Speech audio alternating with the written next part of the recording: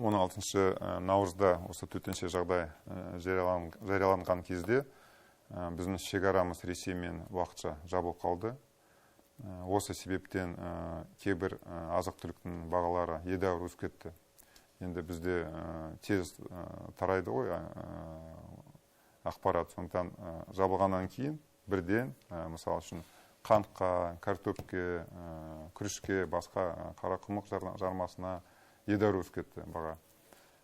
Яғни сондай дүрлікпе сұраныс болды.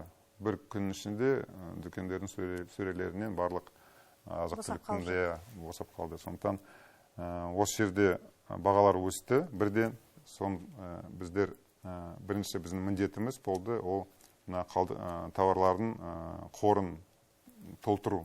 Өйткені шыны керек, кейбір қант, мысалы күріш, қарақұмықтың қорлары 1-2 күндік көлемінде қалды. Сондықтан біздің бірінші міндетіміз болды. Біз арнайы топты құрдық. Олар мысалы үшін қант бойынша Белоруссияға шықты, кейбір басқа азық-түлік бойынша Ресей қалаларына шықты, күрішпен Қызылордамен келістік, картоппен басқа ресейлік қалалармен байланысқа шығып, біздің ірі жеткізушілермен келісіп, сол азық-түлікті бірінші кезекте алып келу, біздің қорларымызды толтыру, ол бірінші біздің мақсатымыз болды.